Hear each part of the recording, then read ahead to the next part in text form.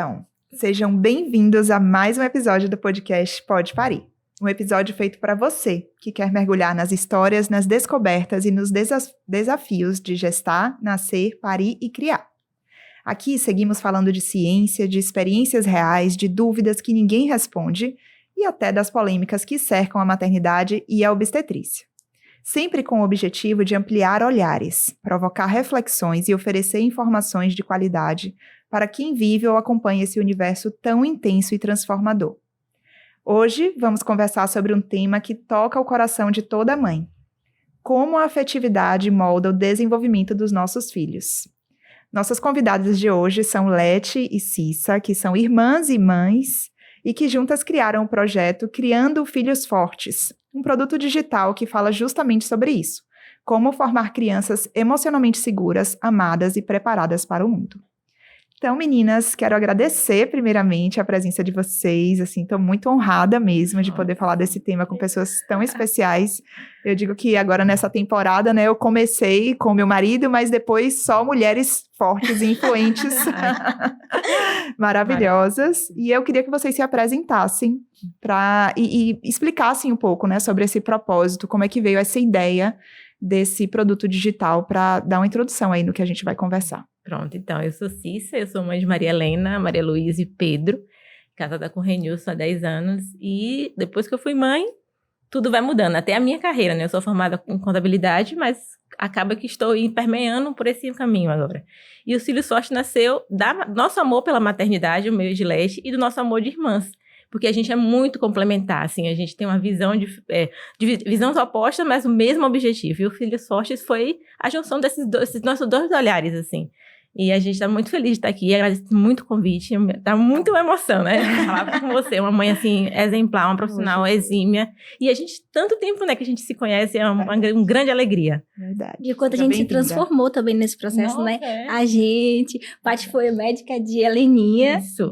5 anos atrás, e tanta coisa aconteceu de lá pra cá, e assim, é muito especial estar aqui, né? Eu sou Letícia, como o Paty já falou, sou formada em psicologia, especialista em educação e família, né? Então, toda a minha área de estudo é realmente, assim, a família, as crianças. Então, eu consegui juntar a maternidade com minha vida profissional. E isso, assim, é uma grande graça mesmo, né? Poder fazer isso e transformar, assim, e ter esse olhar profissional para a maternidade, que eu acho que foi o que a gente tentou fazer, né? Que a gente percebeu que desde que Cissa estava grávida de Heleninha, na verdade, foi uma coisa bem específica. A gente via muitas visões da maternidade, muita gente falando sobre a maternidade, porque de fato, hoje em dia, muitas pessoas falam sobre a maternidade, e a gente procurava, meu Deus, por onde a gente vai se guiar, o que é que a gente vai fazer? A gente começou a estudar. Então, a gente começou a estudar sobre isso, né? Eu não era mãe ainda, mas já estudava, porque já era uma tia. A tia que realmente ama, né? E Tia aí já ama, que o povo fala, mas tia não ajuda, mas tia Leti ajudou. Muito. E aí a gente foi estudando mesmo, buscando fontes confiáveis para aprender sobre educação, sobre maternidade, e a gente começou a ver também com esse olhar profissional, né? A gente estuda para tanta coisa, a gente se preocupa com tanta coisa, por que não se preocupar com a nossa missão mais importante? Né? Não que nosso trabalho não seja importante, ele é, mas isso diante de educar e criar e ajudar uma alma a crescer, assim... E não deixa de ser um trabalho também, né, Leti? Sim, e aí a gente buscou isso, e o Filhos Fortes nasceu disso. Como você falou, a gente tem uma visão bem diferente, assim, a gente tem uma visão, assim, fundamentada no mesmo propósito, mas eu sou mais prática, né? Sim, dependendo da situação, às vezes você é mais prática, às vezes eu sou mais prática, assim, a gente foi... Porque, na verdade, o Filhos Fortes, ele foi junto com a nossa carreira de mãe, vamos dizer assim, ele tem 5 anos sendo gestado. É isso que eu ia falar, já tem 5 anos, tem 5 anos que a gente estuda, que a gente escreve, que a gente faz... Mas, assim, o pontapé que a gente finalizou mesmo foi o vídeo de João, né? Quando viralizou, e a gente, não, agora a gente precisa alcançar mais pessoas. A gente não pode deixar só aqui na gente, a gente tem que fazer isso, alcançar outras famílias. Então, assim, aí foi, mas já tava tudo pronto, assim, só não tava... Só precisava ainda, daquele empurrãozinho, né? Isso, empurrãozinho, que foi muito isso. É. E aí a gente fez tudo, mas já tava tudo muito já desenhado. E a gente buscou também, assim, a gente tem essa visão antropológica, né, do que é o ser humano, então a gente é fundamentada filosoficamente, assim, né, do que a visão que a gente tem do ser humano, como o ser humano é e como a gente ajuda o ser humano a partir disso, porque eu acho que o pontapé inicial sobre educação é a gente saber como você tá olhando o ser humano, né? Você tá olhando para aquela criança achando assim, não, essa criança ela já nasce boa, tá tudo bem se eu deixar ela se desenvolver, que ela vai crescer, vai ficar bem. E aí, o pontapé inicial é isso, é você perceber qual é a sua visão antropológica diante, né, da educação mesmo, da formação humana. Ser, né? Então, a gente bebe da mesma fonte, né, na mesma visão antropológica, então a gente tem essa visão do ser humano muito bem estabelecida nos nossos estudos, né, que é a gente ver o ser humano com essa natureza, essa desordem que ele tem, né, e a gente não precisa pensar no ponto religioso para a gente observar isso, né, se a gente vê, se a gente bota 3 crianças aqui, se a gente trouxer nossas crianças para esse estúdio agora, né, nossas crianças pequenas, Álvaro que tem 1 ano e meio, a gente trazer Pedrinho também, que tá na fase de 1 aninho, e trazer também o tio Paty, Mateus, que tem 1 ano aninho. também. Pronto, meu Deus, a gente vai perceber que, assim, naturalmente eles não vão se ordenar, né? Eles vão tender a brigar, a disputar pelo brinquedo. Então, assim, a visão antropológica que a gente parte do ser humano já é essa visão de que ele tem ali uma natureza decaída, tem uma tendência ao erro, e nós, como mães, a gente tem que buscar justamente guiá-los nesse processo. Exato. Então, o pontapé inicial é esse. Nosso papel de mãe é guiar. Isso não deixa de fazer com que nós tenhamos que nos desenvolver mais também, né? Total. E estudar, e até para ser exemplo, E né? aprimorar, né? E aprimorar. E Isso. defeitos, com certeza, que nesse processo a gente vai ficar muito evidente, assim, Isso. né? Então, mais uma vez, essa maternidade vai aflorando essa necessidade de ser um ser humano melhor, né? Nos salvando de alguma forma. Muito isso. Eu gosto também de falar um pouco dessa imagem da plantinha. Imagina uma plantinha pequena, uma estaca, né? A gente, como pai e como mãe, é essa estaca. Enquanto que a plantinha está crescendo, ela fica ao redor ali da estaca, servindo de base. Isso. Quando ela criar uma estrutura, essa estaca sai e a planta fica firme. Mas enquanto ainda ela não está conseguindo ficar em pé, não tem raiz o suficiente, a estaca tem que estar lá. Então, a gente tem que estar fazendo esse papel, né? De ser base para eles. Isso. E uma coisa que você falou, Leti, dessa coisa de estudar, que a maioria das pessoas acaba não fazendo, justamente por não ter, às vezes, nenhuma ideia do que é visão antropológica do ser humano, né? Enfim, estão ali envoltos do dia a dia, corrido, e, enfim, tem um filho, e às vezes acabam terceirizando porque tem que continuar trabalhando, então terceirizam essa presença, né? E aí, quando você falou, inclusive do vídeo, uma coisa que me angustiou muito quando aquele vídeo viralizou foi a quantidade de comentários nocivos, né? Sim. Porque, que absurdo, isso não é verdade, né? Porque é um mundo que hoje está tão escondido, e às vezes, eu estava comentando aqui com as meninas antes de começar, que às vezes a gente fica com medo de falar o que é a nossa verdade, porque a gente sabe que vai de encontro a muito do que o mundo hoje acredita. Sim. Dessa plena liberdade total do desenvolvimento da criança, né? Que qualquer interferência nisso pode ser danosa, né? Então, quando meu filho mais velho tem 15 anos, e eu lembro que quando ele começou a escola, que eu ia corrigi-lo, ele falava, não, mamãe, é meu jeito de fazer. A Pro me disse que não tem que corrigir, é meu jeito. Então, aquilo me deixou muito assustada de eu não saber, né? Então, o que eu aprendi é algo ultrapassado, então deixa eu me ajustar aqui no novo. E hoje eu enxergo que isso trouxe danos grandes, né? Que eu fico tentando corrigir já na adolescência, não é tão eficaz. E o quanto eu tento fazer diferente com os pequenos, né? Eu não posso nem falar muito isso, que ele fica dizendo que eu errei muito na educação dele, o bichinho. Mas ele tem privilégios. O primeiro filho tem uma carga ruim, mas também tem privilégios. Tinha uma mãe, né? Só pra ele por muito tempo, pois eu falo sempre. Eu tinha uma mãe inexperiente em alguns aspectos, mas só pra ele. Disponível.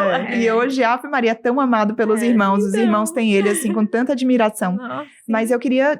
perguntar, assim, pra você, o que você sentiu, porque eu juro que eu fiquei querendo responder cada hater daquele vídeo. Estamos revezando, defendendo Letícia. Ela é minha amiga, é verdade. Eu sei que é verdade, parecia, né, que você tava mentindo. Pra contextualizar, assim, né, para as pessoas que não entenderam. Já fazia mais ou menos 1 ano, mais ou menos 1 ou 2 anos, que eu produzia conteúdo no Instagram, mas assim, de forma muito tranquila, porque eu tinha ali só, 1.000 seguidores, então assim, eram amigas, no máximo amigas de amigas, amigas. E assim, eu produzia, mostrava, né, o dia a dia. Sua Na rotina. época, minha rotina, na época eu tava só grávida de Álvaro. Tinha João pequenininho, né? João tinha um ano e pouquinho. Então, assim, eu sempre busquei, como a gente falou, né, no início do vídeo, viver essa maternidade intencional. Uhum. Então, eu sempre busquei estudar, busquei fazer as coisas de forma muito intencional. Então, se eu estava na pia e João estava lavando os pratos e João estava junto comigo, porque eu cuido dele, né, em tempo integral, eu não deixava ele assistindo TV, por exemplo, né? Não colocava alguma coisa pra ele assistir e deixava ele assistindo, não. Eu colocava ele junto comigo ali. Então, enquanto eu estava lavando os pratos, ele estava do meu lado, né? Pegando a esponja, gastando detergente, gastando água. Então, assim, sempre foi porque eu estava ali junto com ele. Então, a minha presença estava ali educando ele de uma certa forma, né? Porque eu estava ali lavando o prato, mas ele estava observando como eu lavava o prato. Ele estava observando como eu fazia. Então, porque eu pegava a bucha, que eu lavava o prato, que aquilo ali tinha um processo, tinha um início, o meio, enfim. Então, não foi uma coisa que eu falei, eu vou educar meu filho para ele saber lavar pratos. Sim. Você queria que ele começasse uma atividade e terminasse ensinando, isso, né? Então, eu queria... Porque você já vinha estudando desde a gestação da sua irmã. Isso, então assim, foi muito nesse processo. Então assim, eu tava lavando o prato, eu precisava lavar os pratos, né, cuidar da casa, e ele estava ali junto comigo. Então eu entendia que, ao mesmo tempo que eu não queria deixar ele assistindo, né, eu não queria deixar ele assistindo. Não era uma opção. Não era uma opção ele ficar assistindo. Eu também entendia que a minha presença ali, né, estava modulando o comportamento dele. Então ele me observava, né, enquanto eu fazia as coisas. Então, nesse processo que ele começou muito pequenininho, então assim, ele começou, eu tenho uma mãe que eu gosto que ela fala assim, começou a andar, já pode ajudar. Ah, maravilha, adorei. Eu gostei muito disso, assim. Então, ele estava junto comigo lá enquanto eu lavava os pratos. E nesse processo, eu acho que aí já vem uma parte que é muito dele, né? Ele foi observando e ele foi vendo como eu fazia aquilo. Então, assim, tinha essa parte, né, que eu falava no Instagram sobre minha rotina e tudo mais. E aí, aos poucos, eu fui vendo que ele tava fazendo de forma muito profissional, assim. Filha, até que você tá lavando mesmo, brother. E aí eu fui um dia, eu percebi, eu falei, poxa, ele realmente tá lavando os pratos muito bem. Aí eu falei, eu vou fazer uma experiência. Eu pensei dessa forma, falei, vou fazer uma experiência. Tirei faca, tirei tudo que era de vidro, deixei só os objetos plásticos. E eu acredito que tem um prato de vidro, porque como ele já tinha experiência manejando os pratos, então ele já conseguia fazer isso, né? E ele, inclusive, ele sente pesado e ele tem uma técnica, ele bota o pratinho assim, apoiado na pia, né, e aí vai lavar. Muito lindo. E aí eu percebi, falei, vou botar o celular aqui, mas assim, sem pretensão, Nenhuma. Foi uma coisa muito natural, porque fazia parte da nossa rotina. Então, assim, eu atendi uma mãe ontem na mentoria, ela falou, me diz, como é que você faz para seu filho lavar prato? Assim, porque é o que todo mundo me pergunta. Me ensina aí. É o que todo mundo... Inclusive, eu vim por conta daquele vídeo, e eu quero saber como Exatamente isso. Exatamente. E aí, eu falei assim, e realmente foi uma coisa muito natural. Então, assim, ele me via fazendo, eu deixava que ele fizesse também, então eu dava a oportunidade para que ele fizesse, e muitas vezes foi muito desgastante, porque pra mim seria muito mais fácil se eu deixasse ele paradinho, sentado na frente da televisão, né? Poder lavar os seus pratos. Pra poder lavar os pratos. Porque a mãe quer o quê? Cozinhar em paz e lavar os pratos em paz. É isso que a gente quer. A realidade, a criança derrubando água. Mas aí não vai ter uma criança que vai dar paz, porque a criança vai também não vai ter uma criança que vai lavar os pratos, né? Exatamente. E aí nesse processo ele foi me observando e tal. E aí, nesse dia específico eu percebi, falei, não, filho, eu vou gravar um vídeo. Mas assim, até então não era algo que eu gravei com a intenção de viralizar. E eu acho que é por isso que viralizou, né? Inclusive. E aí eu fui, gravei, deixei os pratinhos lá. E aí eu botei só um pouco, porque, tipo, eu percebi, ele tinha na época 2 anos e 4 meses, eu não vou encher a pia de prato. Porque isso também é importante, a gente ter isso faz parte do estudo, da observação, a gente ter essa sensibilidade de perceber o que é que a criança pode entregar. Então, a diferença daquele vídeo ali, não foi um vídeo preparado, mas tinha um preparo de uma mãe no sentido assim, eu não enchi a pia de prato, porque se eu tivesse deixado a pia cheia de prato, certamente ele não ia ter aquele feito que ele fez, né? E você precisa ensinar ele a começar e a terminar uma atividade. Exatamente. Então, como eu queria que ele fizesse todo o processo de começar, lavar e finalizar, então eu falei, vou deixar poucos pratos. E aí deixei poucos pratos na pia, e aí ele faz todo o processo, né? E aí é um videozinho, pra quem não assistiu ainda, né? É um videozinho, assim, do... um time-lapse, né, que chama, assim, bem rapidinho. E aí ele vai pegando prato por prato, e aí ele faz, assim, de maneira perfeita, porque ele pega o copo, passa sabão, enxágua, aí ele vai fazendo uma coisa após outra. No final, e aí a parte de todo mundo fica chocado. Ele... Tira o lixinho. Ele limpa a pia, junta o lixo no final e ele desce da cadeira para poder jogar fora. Então, assim, ele realmente conclui todo o processo. Mas ali não foi uma coisa natural. Partiu do quê? Da minha observação enquanto mãe, né?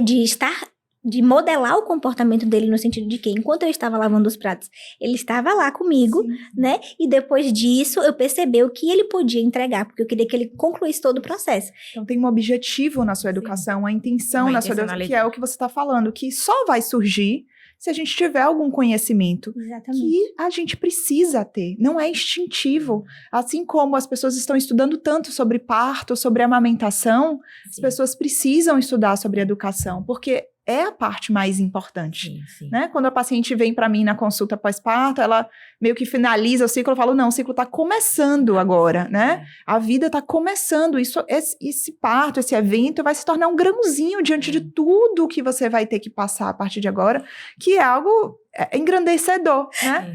Eu tô dando risada assim, porque eu lembrei assim, que quando tá assim, muito difícil com as crianças, aí eu penso, me dê 10 partos, mas não me dê. Pois é.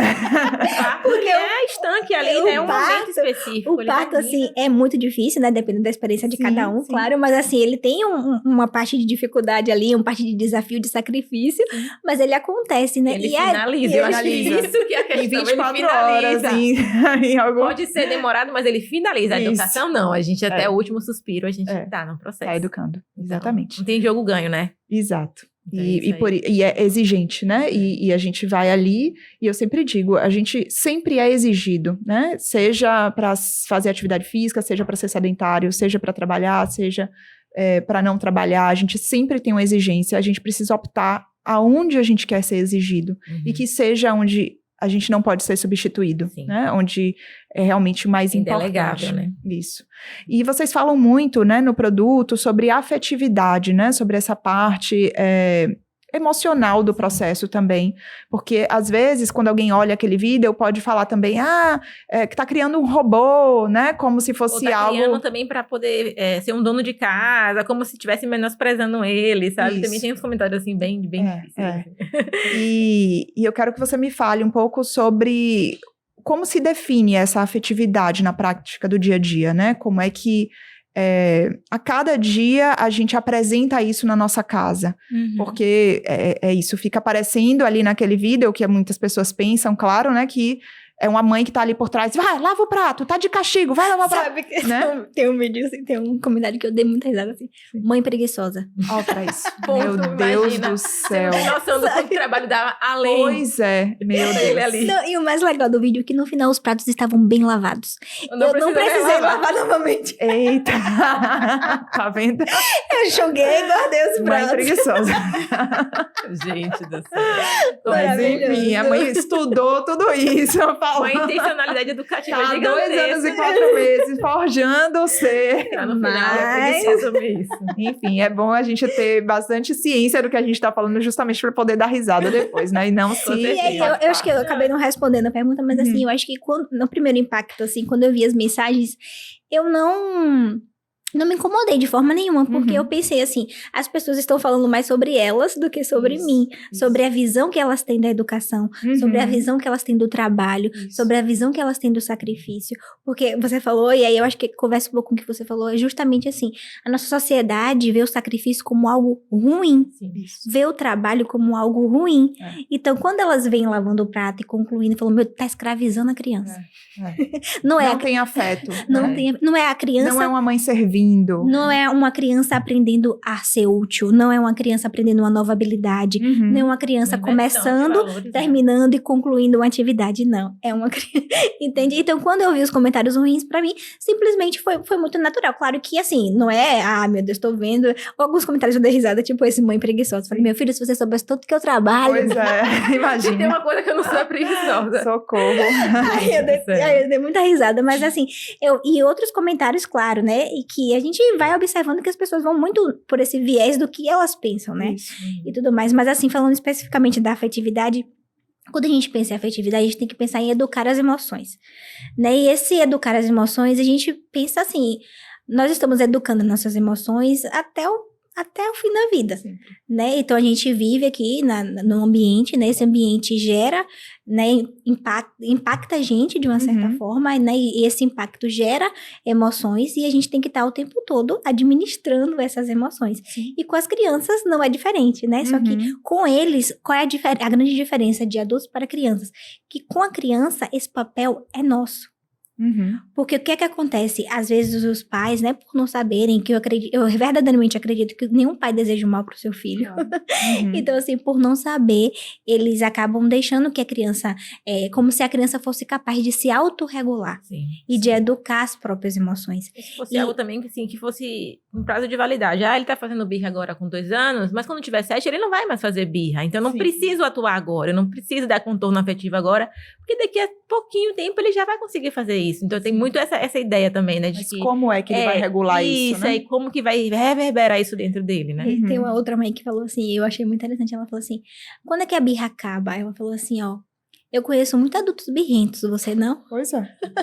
E eu achei esse ponto muito interessante, porque assim, se a gente observar assim, a gente vê briga de trânsito, não precisa nem a gente ir pra muito longe, a gente vê ali as pessoas totalmente reféns das próprias emoções. Isso. Então, o que torna o ser humano cada vez mais humano é a nossa capacidade de educar as nossas próprias emoções. Do autocontrole. Do né? autocontrole. De não ser escravo do nosso instinto. Né? Do que você Então, sente. assim, é isso que vai nos tornar cada vez mais humanos, cada vez mais maduros, né? A gente tem essa capacidade de olhar para aquele sentimento que surgiu diante de alguma situação e a partir dali a gente escolher como a gente vai agir. Isso. Então, assim, eu tô aqui incomodado, eu tô com raiva, eu tô triste, mas eu não vou agir a partir disso. Né? Eu vou pensar, vou analisar e com autocontrole eu vou decidir como agir.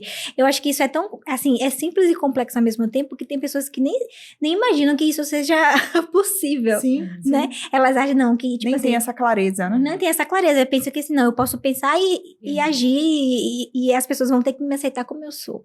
Né? Sim, Tem muita gente que pensa assim, que vai por esse caminho. E se tratando das crianças especificamente, assim, se tem adultos que não têm essa capacidade bem desenvolvida, agora imagine uma criança.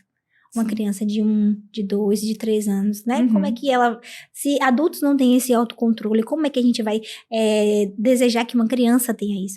E aí que entra o nosso papel, né? Como mãe, como pai, de ter essa intencionalidade e de buscar cada vez mais ter autocontrole, que foi o que você falou, né? E ao mesmo tempo buscar e tentar, né? Fazer esse processo com eles. Por quê? Porque isso não se esgota.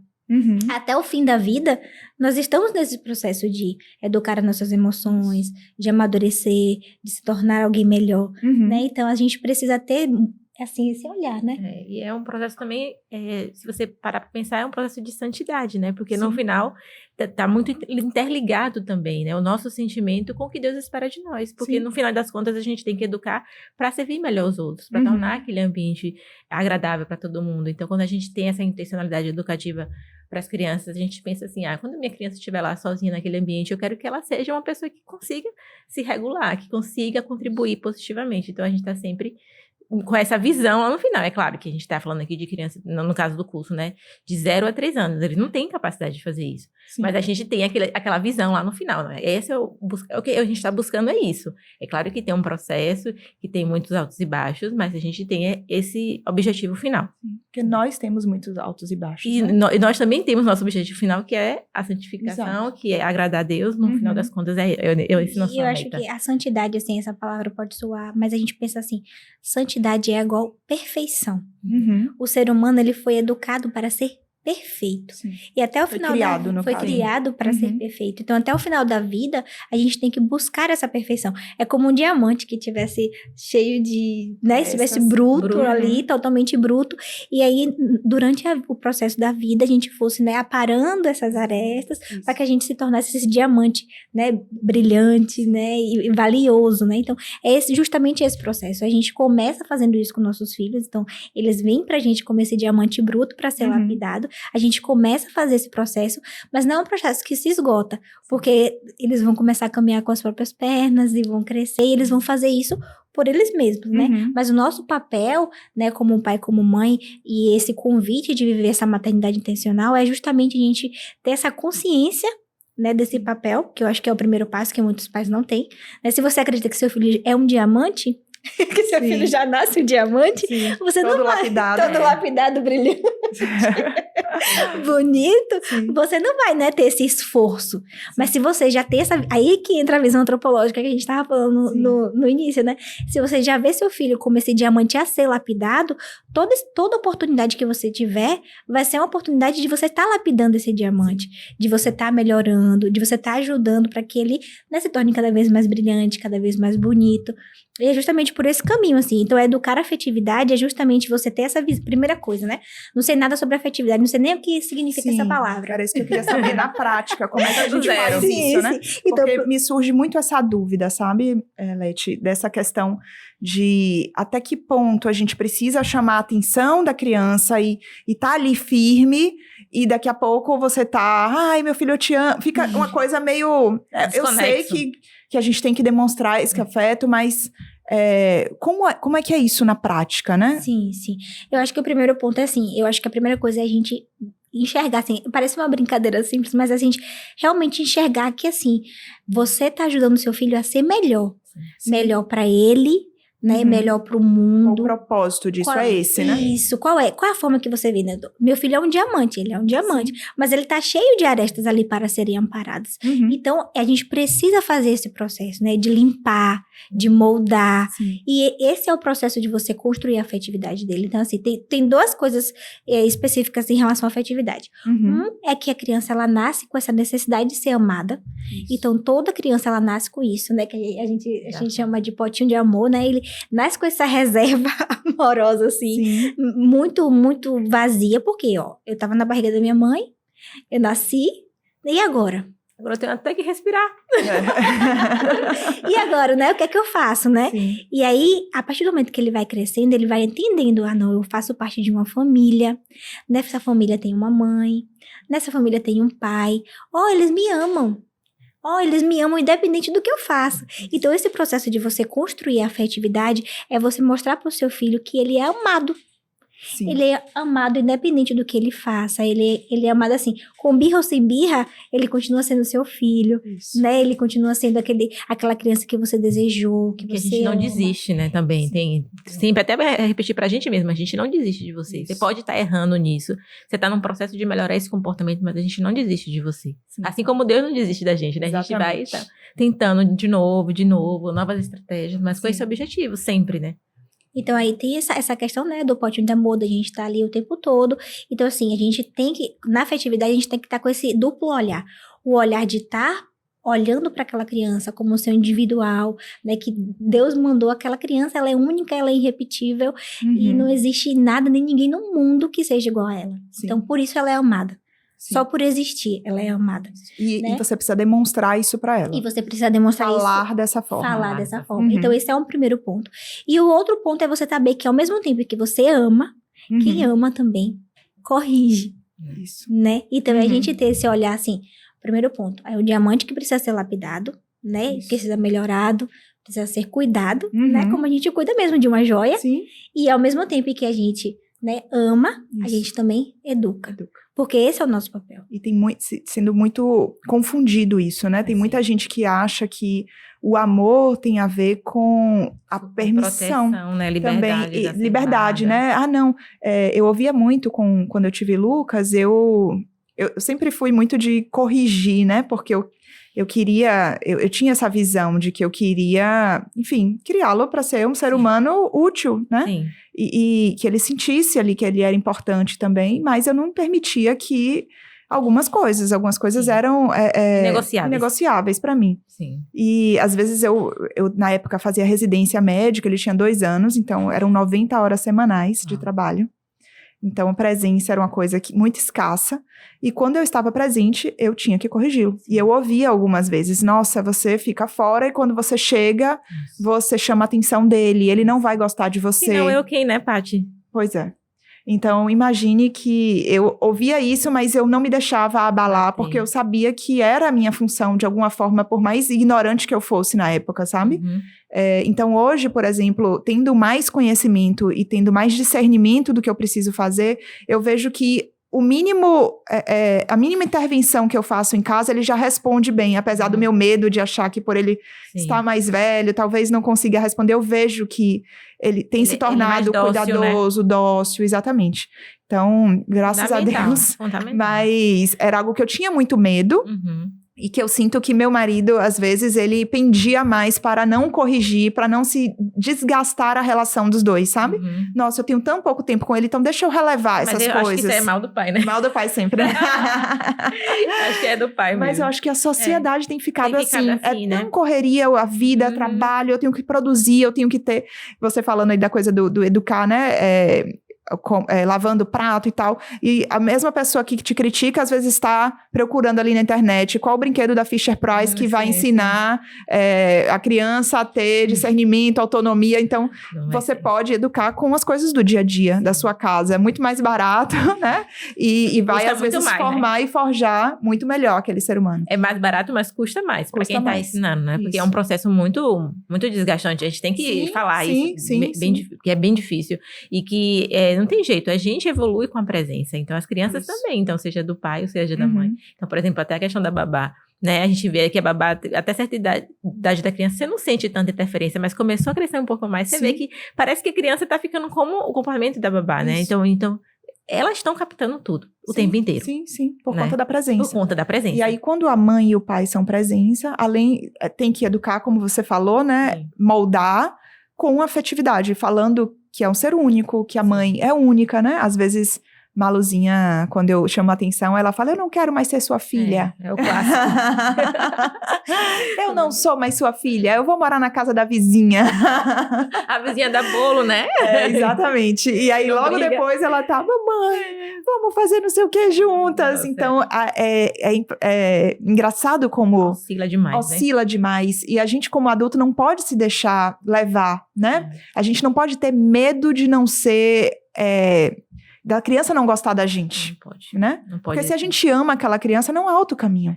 E é importante demonstrar isso, né? Não há outro caminho. Então, é algo de muita reciprocidade que eles captam muito fácil. Eles sabem quem os ama. Tanto é que eles nos buscam em uma aflição, em um momento assim. É aquele clássico, né? Tava tão bem, a mãe chegou e desandou tudo. É porque ele tava segurando ali na afetividade, na emocional, mas meu porto seguro chegou, agora eu posso me derramar todinho aqui. Eu posso ficar, tipo, fraco, porque eu estava forte enquanto minha mãe não tava. Agora que ela tá, ela segura a ponta aí. Exatamente. Engraçado que até quando a gente é já adulta, a gente sente isso, né? Com certeza. Que a gente tem essa relação com nossa mãe, mesmo depois que a gente tem a nossa própria família, a gente tem isso de que elas são os nossos referenciais, né? O quarto dos pais, a cama, né? De ficar ali acolchoado com a mãe. Isso, muito simbólico. Eu acho que assim, o desafio hoje em dia é a gente conseguir conciliar tudo, né? Sim. Porque aí tem um caso bem específico e muito legal, que a gente entendeu ontem na mentoria, um casal muito, assim, um casal, os pais são médicos, né? E aí eu falo isso por quê? Porque a profissão de médico tem um contexto muito particular, né? De presença e de ausência ali. Então, são os pais muito presentes, muito cuidadosos. E aí, eles estão chegando nessa fase que o filho tem 3 anos. Sim. E que, assim, o Terrible 2 é difícil, mas os 3... Os 15. E aí ela contando justamente desse desafio, né? De até que ponto eu encho o potinho de amor, até que ponto eu corrijo, que é justamente essa questão que eu tô perguntando. Como é que a gente faz isso? Na prática. E eu acho que a gente pensar assim, não é bom pra criança. Pode parecer que sim, mas não é bom para a criança que a gente esteja 100% disponível para eles. Assim, isso é muito interessante pensar, porque as crianças não podem perceber e imaginar que o mundo e sentir que o mundo gira em torno deles. Não é sobre isso. Estar presente e ser presença não é estar 100% disponível. Entendi. Né? E por quê? Por quê, né? Porque as crianças, elas vão observando o comportamento dos pais e vão vendo como os pais vão agindo no mundo. Então, minha mãe não cuida só de mim. Minha mãe também faz a comida. Minha mãe também cuida de meu pai, minha mãe também trabalha. Então minha mãe não existe só aqui nesse espaço, né? Minha mãe tem uma vida além. Então ele vai observando e vai vendo, não, minha mãe é alguém que age no mundo. Minha mãe é alguém que tem responsabilidade. Minha mãe é alguém que as pessoas contam com o trabalho dela. Então isso é muito importante para que eles vão percebendo que assim, não, filho, você é importante, você é amado, você é desejado, mas a mamãe também tem outras coisas para fazer. E isso é importante. Qual é a dosagem? A engraçado, não existe uma Receita, né? uma receita de bolo, né? Cada família vai encontrar o seu contexto, mas é assim, a gente faz esse exercício. Quando eu estiver presente, eu estarei presente. E existem várias formas de ser presença, né? Eu posso sentar e ler um livro. Uhum. Eu posso ouvir enquanto a criança tá falando, porque hoje em dia, como a gente trabalha pelo celular, e não é por mal, né, que as mães fazem isso, é porque a gente, vou até brincar assim, a gente compra gás pelo celular. Não, eu falo muito isso, né? Porque o que acontece? O que pelo menos as minhas crianças só veem celular pra ver foto e falar com a avó, né? Aí ela tá, mãe, não sei o que, tipo, ela chamando a minha atenção porque eu tô no celular. Eu falei, filho, olha, o que a mãe tá fazendo aqui? Mãe tá marcando médico, mamãe tá pagando conta, mamãe tá agendando o exame, mamãe tá... Aí ela ficou assim, tipo, e a maior, assim? né? Só 5 tem anos. foto aí. Mas eu só vejo foto, como é que você faz tudo isso aí? Eu falei, mas é porque pra eles a gente tá com a tela, a gente não sabe que a gente tá Isso. trabalhando e fazendo 1 milhão de coisas, Então, porque é isso, né? É necessário que a gente use, porque hoje o nosso celular é um instrumento de trabalho, né? Mas ao mesmo tempo a gente precisa também fazer esse exercício de, quando a criança estiver falando, a gente parar e olhar nos olhos dela. Então, às vezes a criança tá falando, a gente tá aqui no celular. Uhum. Então, existe várias formas de ser presença, como eu falei. Então, a gente pode sentar e ler um livro, não, filho, ó. Aí a gente até falou na mentoria especificamente que uma ferramenta muito preciosa é usar o time. Lá em casa A gente vai pegar o time e falar, ó, filha, mamãe. E explicar, assim, falar, né, pra criança. Eles ó, entendem. Quanto mais filho, eu mamãe usar, né, trabalha com o celular. Então, mamãe vai sentar com você e nós vamos ler 1 ou 2, 3 livros, combinar antes, né? Para que isso não se torne uma questão depois. Nós vamos ler 2 livros e depois mamãe vai botar um timing aqui de 15 a 20 minutos e mamãe vai responder as mensagens enquanto você está brincando. Então, o que é que você fez com esse processo? Você mostrou para ela, você primeiro explicou para ela que você está ali fazendo um trabalho, né, explicou pra ela o que você tá fazendo. Uhum. Você encheu o potinho de amor, né? Você ficou ali, esteve ali presente, que é enquanto você lia um livro. Uhum. E aí depois você vai fazer... Deu autonomia pra que ela brincasse sozinha e você foi fazer o que você precisa. Então, não é bom pra criança que a mãe esteja 100% presente o tempo todo. Uhum. Porque senão a mãe vai se tornar outra criança, Sim. né? É. Junto ali, brincando. Assim, aí Verdade. vai se tornar um igual, né? Uhum. Ó, minha mãe tá aqui o tempo todo brincando comigo. Quem é que faz isso? Meu irmão. Sim. E aí já vai pra aquela questão, já entra na autoridade, né? Sim. Então, não. Você é o adulto da relação. Então, você brinca com a criança ao mesmo tempo que você tem responsabilidades, em que as pessoas contam com o seu trabalho, em que você precisa fazer outras coisas, em que você tem outras demandas, mas você também é uma mãe atenta, Uhum. também é uma mãe amorosa, né? Então, assim, existem várias formas de você estar presente e ser presença. Olhar nos olhos, parar, abraçar, beijar, né? Fazer um Aí carinho. entra a acessibilidade, né? Porque cada criança vai responder de um jeito. É isso que eu ia perguntar. Tem aquele livro, né? A Maravilhoso. Linguagem do Amor. É, maravilhoso. Dos adultos e tem das crianças Isso, também. isso. Então, e fala que cada criança a gente vai encher um potinho de uma forma diferente. Porque Diferente. cada um vai ter.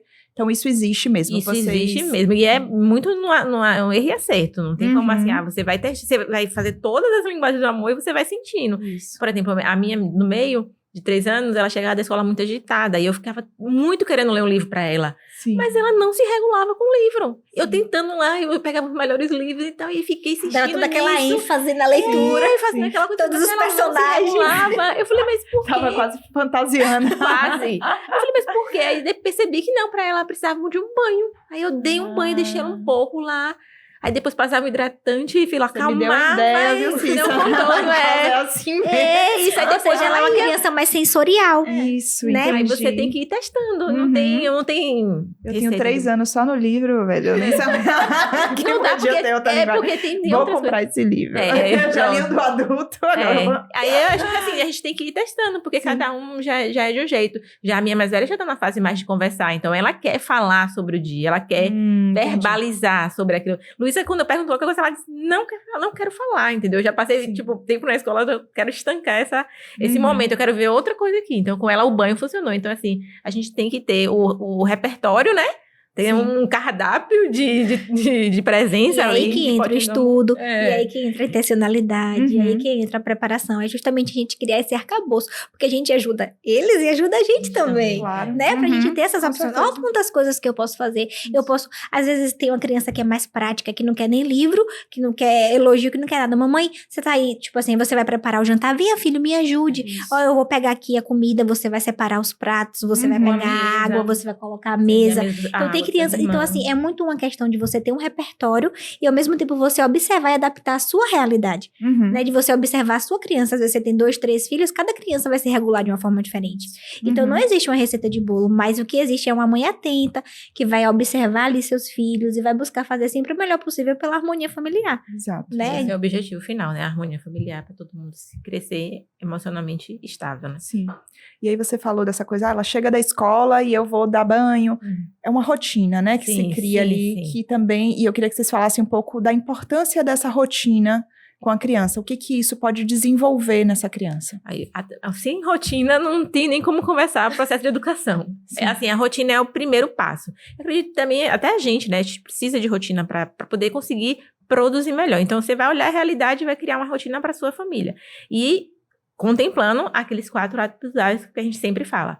Alimentação, higiene, ordem e sono. Então, assim, a gente garantir as horas de sono, garantir a alimentação. Então, a gente contemplar todos esses pontos para criar uma rotina ideal, né? E aí, o que vai mudar? É essa parte que eu tô te falando, que é o específico de cada criança, que essa parte é emocional. Por isso que, por exemplo, é muito mais fácil falar de 4 hábitos básicos. No curso a gente fala, tem todo esse material falando sobre tudo isso. Mas, assim, a criança dormiu a noite toda, pronto, acabou, não tem o que fazer para além disso, né? Resolveu o assunto sono ali naquele aspecto. Sim. Mas a afetividade não, ela tá bem regulada agora, mas daqui a pouco ela já se desregula, já teve uma relação com um amigo, já ficou triste porque ficou esquiva de uma relação, então ali já tem outras coisas para a gente estar trabalhando. Então, assim, a rotina é a base, é o ponto de partida, porque ali você vai garantir que as necessidades básicas estão sendo atendidas. Então, para além disso, aí vem a parte emocional, que ela vai permear por toda a vida, né? A gente fala assim, né, que a rotina é o pontapé inicial de tudo, assim, porque ela vai garantir para a criança, assim, ela vai olhar para a realidade dela e vai dizer assim, ó, nessa casa aqui eu não passo fome, eu não passo sono, então eu não passo nenhuma necessidade, então não precisa ficar desesperada, entende? Porque quando é uma criança que eu não sei qual é a hora que eu vou dormir, eu não sei qual é a hora que eu vou comer, eu não sei que horas minha mãe vai estar em casa ou não, isso já é uma questão de estresse emocional para ela. Então não existe uma regulação das emoções, que é o que a gente está falando aqui, se ela está se sentindo bem, estável emocionalmente, né? Então, essa rotina, ela vai justamente garantir essa segurança de que, ó, eu tô com fome agora, eu tô sentindo aqui essa sensação que eu não sei o que é, eu acho que é fome, não sei se é sede, mas eu tenho certeza que alguém vai garantir que eu coma, né? Que eu vou sentar na mesa em certo horário e que vai ter a comida. Então, a gente parte desse princípio que, garantindo uma rotina ali estável, claro que essa rotina não é perfeita em nenhuma casa, né? A gente sabe, né? Não é engessada, é muito mais sobre uma sequência de atividades, mas você mostrar e você garantir para a criança que todas as necessidades básicas dela ali estão sendo atendidas. Então, quando ela tiver com sono, ela vai dormir, quando ela tiver com fome, ela vai comer, e aí a partir daí, a gente começa a falar de afetividade. Então, quando depois da segurança, que é o básico, rotina. Exatamente. Né? Que é a rotina, e aí você vai trazer... Você consegue dar mais contorno, né? Porque aí você, diante disso, por exemplo, a criança está fazendo uma birra 11 horas. É o horário específico da birra da criança que dorme de tarde. 11 horas ela tá já cansada, ela tá com fome, as duas coisas ao mesmo tempo.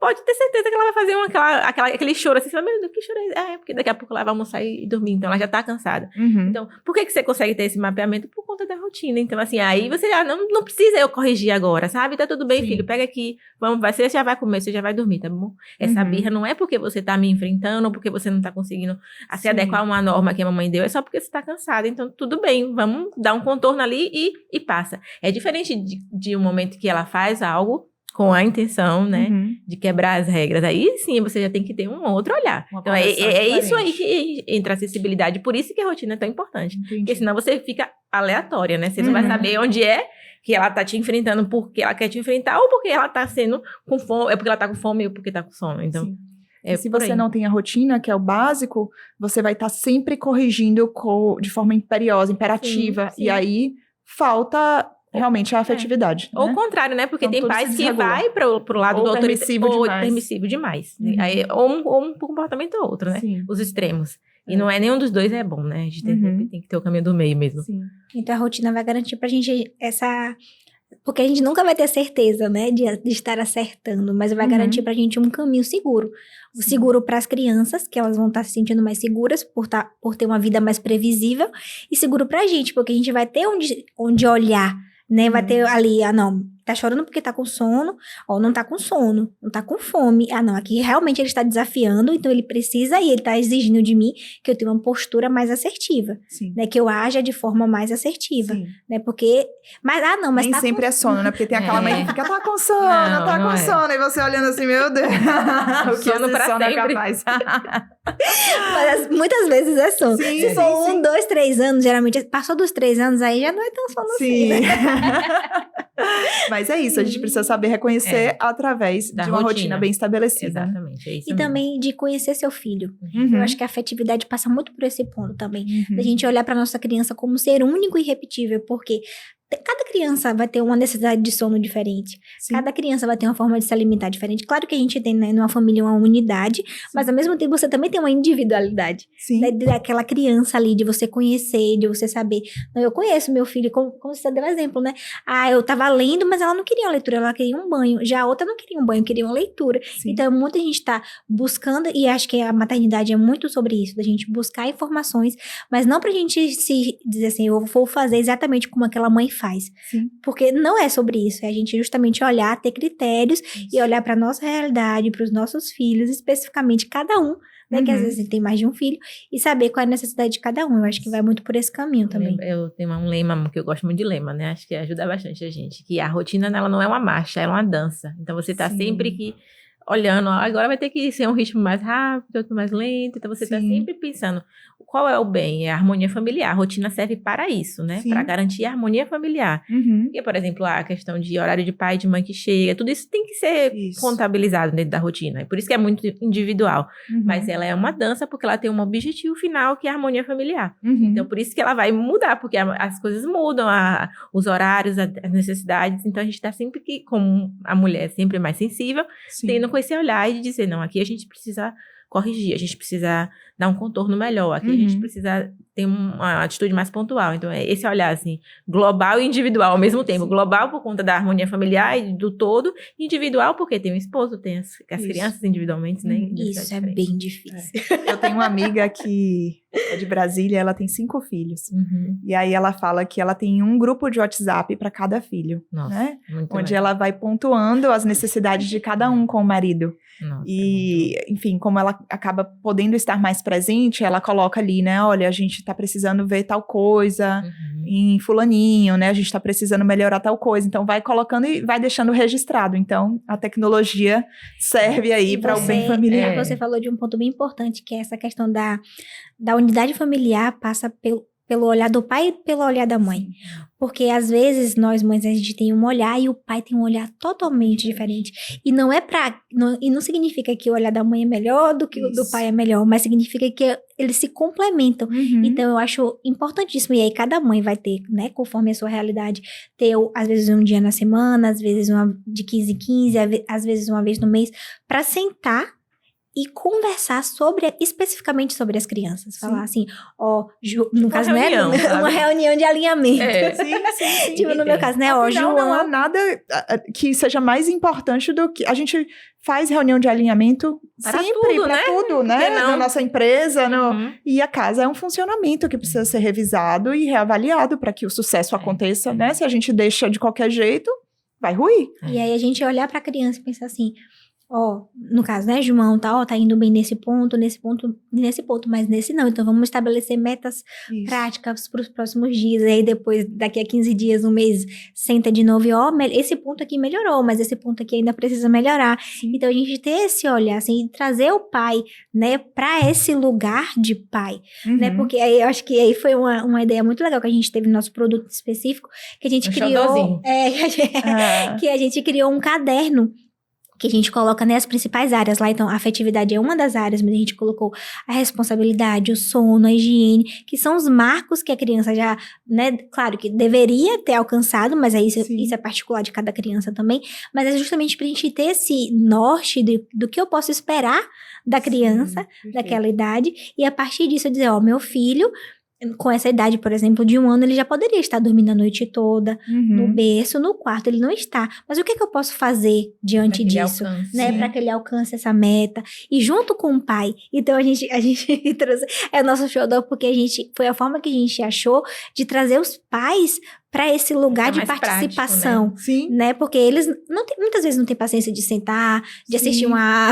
de estudar sobre de isso. estudar sobre isso. A gente sabe que acaba sendo mais, né? Sim. O nosso trabalho, assim, de fato, mas é justamente trazer para eles de alguma forma, que na sua família não seja com um caderno, mas que seja de vocês sentarem e ter esse momento de olhar para a realidade, de olhar para a família, ó, esse ponto aqui na nossa família tá bom, esse ponto aqui precisa melhorar, sempre com esse olhar, né, o que é que a gente pode fazer, né, para lapidar mais os nossos diamantes e Chegar mais perto do diamante cada vez mais. Menos Né? de pedra, sai de pedra pra para diamante. diamante e buscar justamente essa unidade familiar, essa harmonia familiar, porque no final das contas é isso que a gente quer, né? Sim. Que nossos filhos melhorem, que nosso casamento melhore, que nossa família melhore, né? Uhum. Que a gente seja capaz de ajudar uns aos outros, né? Um irmão seja verdadeiramente um irmão pro outro, que vivam bem, que vivam em harmonia e que Uhum. cresçam justamente com essa unidade, né? Com certeza. Que é a base de tudo, né? Para que a sociedade melhore. Com certeza. Mas a gente falando sobre isso, a gente está falando para todas as famílias, Sim. né? É universal. Uhum. Mas a gente falou um pouco também sobre a religião, né? Sim. Como a gente enxerga esse ser, né? Que Uhum. colocamos no mundo, sobre a questão de Deus ter nos conferido essa vocação, né? Uhum. Da maternidade. E eu queria saber, né? Como a fé e a espiritualidade se conectam à afetividade, à formação emocional das crianças para vocês, né? Como é que vocês utilizam, porque é outra dificuldade também, né? A gente construir o amor a Deus, o temor a Deus, né? Como é que isso... Às vezes tem pais que falam, olha, você não vai pro céu, viu? Se você ficar fazendo isso. Então, às vezes, distanciam a criança de Deus também, né? Com aquele Deus do Antigo Testamento que vai castigar sempre. Então, como é que isso funciona aí na educação? Se vocês utilizam desse recurso ou não? É uma pergunta bem difícil, porque assim, une as duas coisas mais importantes da nossa vida, né? A nossa vida com Deus e a nossa vida de mãe. Então, assim, a gente tenta muito, tem muita intencionalidade na questão espiritual das crianças. É um ponto muito, muito tocante pra gente. Helena me faz perguntas assim que me deixam desconcertadas. Hoje ela me perguntou, o que é soberba?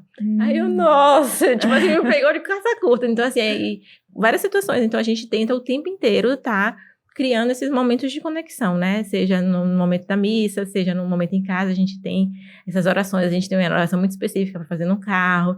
Então, a gente sempre está tentando colocar o olhar sobrenatural. E então, ela, por exemplo, ela está nessa fase, chegando perto da idade da razão, ali 7 anos, né? Que ela começa, então, se não é para fazer tudo certo, eu não vou fazer. Ela fala assim, eu falei, não, minha filha, não é assim, porque a gente está fazendo tudo para agradar a Deus, perfeito só Deus, você não vai ser perfeito o tempo inteiro, fazer tudo perfeito, você tem que tentar o máximo possível fazer o certo, você faz um errado, não desiste, tenta de novo. Então a gente fica assim, bem prático, bem nas coisas do dia a dia mesmo, que a gente tenta trazer esse olhar sobrenatural, assim, não nada muito estanque. A gente tem as nossas práticas de piedade ao longo do dia. E, por exemplo, a oração do meio-dia que a gente faz, ela já sabe todinha, porque ela tá ali desde pequena ouvindo a gente fazer. Mas muito mais sobre isso, assim, sobre como Deus nos vê, né? Que ele vê a gente pra excelência, pra ser o melhor. Então, assim, sempre com esse olhar. Então, eu tento fazer por aí, assim, é o meu instinto. Eu acho que é muito, como você falou, assim, passa muito por esse lugar, assim, de fomos criados por Deus, somos amados por Deus e fomos criados para a perfeição, né? Então, ao mesmo tempo que Deus nos quer perfeito, Ele nos ama muito. Então, a gente quer ser perfeito, a gente vai tentar ser perfeito e a gente não vai conseguir ser perfeito. E é justamente esse olhar misericordioso, né, de Deus para com a gente, né? Então, assim, ao mesmo tempo que ele nos quer perfeito, Ele tem muito amor e Ele sabe que a gente está ali se esforçando, tentando. Então, existem essas práticas de piedade específicas, né? A missa, a bênção dos alimentos, o ângelus. Então, tem todo esse contexto familiar religioso, sim, né? Mas, ao mesmo tempo, tem, sobretudo, assim, uma visão de quem é Deus, né? Do que Ele espera de nós. Ele espera que a gente seja bom. Ele quer que a gente seja bom. E mais do que isso, Ele conta com nossa bondade, né? Ele conta com o nosso trabalho. Ele conta, né, com o nosso serviço. Toda vez que você é bom para o seu irmão, Deus se alegra com isso. Por quê? Porque você tá sendo bom com o seu irmão, depois você vai ser bom com as outras pessoas na rua, né? Então, assim, Deus conta com nossa bondade, com o nosso serviço, com nossa ação.